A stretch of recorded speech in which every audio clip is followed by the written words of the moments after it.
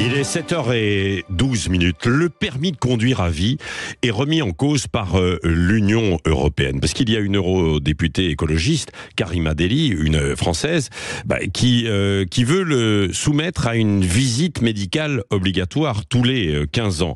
Nous sommes donc avec Philippe Lovic, qui est médecin généraliste à Roubaix et président de l'Automobile Club Médical de France. Rebonjour à vous. Est-ce que c'est une bonne ou une mauvaise idée? Parce qu'on se dit souvent, oui, à partir d'un certain âge, peut-être qu'il faudrait repasser une visite médicale pour voir si on est apte à conduire. Alors, très clairement, ça n'est pas une bonne idée, puisqu'il n'y a aucun rapport d'expert qui prouve que cette visite médicale entraînerait une diminution significative de la mortalité. Et quand on regarde les expériences des pays qui ont mis en place cette visite médicale, force est de constater que ça n'a pas eu un effet spectaculaire sur la mortalité routière. Donc, comme souvent en sécurité routière, on a beaucoup de choses qui sont contre-intuitives.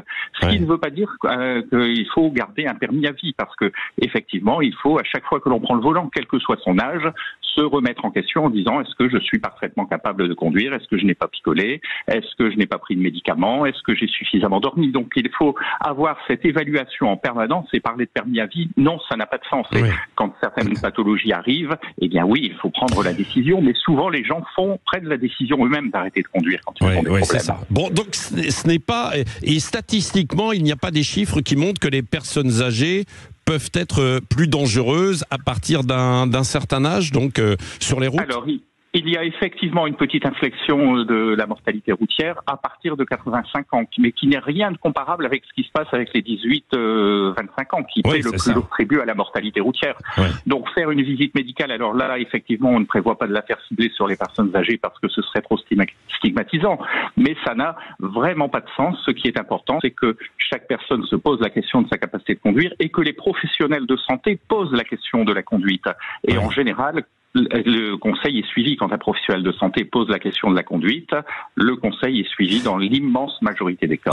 Donc c'est une mesure qui ne sauvera pas énormément de vies. Bon, parce que à l'étranger, chez quelques voisins européens, ça existe déjà tout de même. Il y a des mesures, je crois, en Espagne, en Italie. Alors, ce n'est peut-être avec des conditions peut-être un peu différentes, quoi. Oui, alors on ne sait pas bien comment ça s'organiserait en France, mais encore une fois, il n'y a aucun rapport d'expert, aucune évaluation qui a montré un effet significatif. Le seul avantage, c'est qu'on parle de sécurité routière avec les professionnels de santé. Et là, c'est absolument essentiel. Et donc le problème n'est pas de faire un statu quo, c'est d'engager la discussion et de ne pas faire une mesure extrêmement contraignante. Ça fait plus de 3 millions de visites par an si on mettait en place cette mesure dans un pays où on n'arrive plus à se faire soigner quand on a la grippe ou quand on se fait une entorse. Oui, c'est ça. Mais pour certaines personnes, tout de même, est-ce qu'il faudrait qu'il y ait un suivi un peu plus fort, quoi? Alors oui, et ce suivi doit se faire à l'initiative de la personne qui conduit et surtout à l'initiative du professionnel de santé. Il faut que dès qu'un professionnel détecte une incapacité de conduire potentielle, il aille plus loin, il pose la question: est-ce que vous conduisez? Est-ce que vous conduisez beaucoup? Et envoyer éventuellement vers un médecin spécialisé sur ces problèmes de conduite quand il y a un doute, comme on le fait quand il y a un problème cardiaque, quand il y a un problème pulmonaire.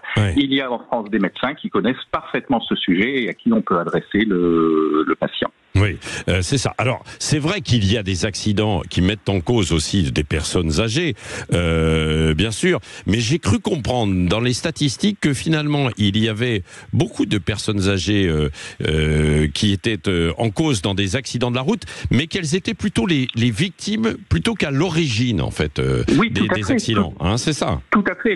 La moitié des personnes de plus de 65 ans tuées sur la route sont des piétons. Donc, en général, le piéton n'est pas responsable. Et le même accident chez une personne de 80 ans n'a pas les mêmes conséquences parce qu'il y a une fragilité. Et on sait que à 85 ans, quand on a 6 blessés, à 25 ans, 6 blessés, 1 mort. À 85 ans, 25 blessés, 1 mort. Donc on est vraiment sur des problèmes de fragilité plus importants. J'ai inversé, c'est 6 blessés, 1 mort pour les plus vieux. Parce que les personnes âgées, mais je dis en fait assez âgées, quand elles ont plus des problèmes en fait de vision, peut-être aussi de réflexes, dans ces conditions, aujourd'hui, elles sont déjà suivies. Est-ce qu'on peut leur retirer le permis ?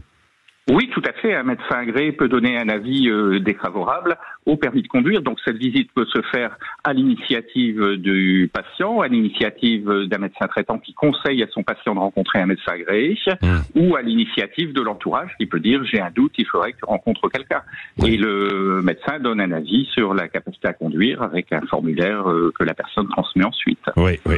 Bon, en tout cas, on va suivre ça. Alors c'est vrai que Karima Delli, elle s'appuie notamment sur sur quelqu'un qui a été victime d'un accident de la route, qui a perdu une jambe, et la personne qui était en cause, c'était un conducteur de 92 ans.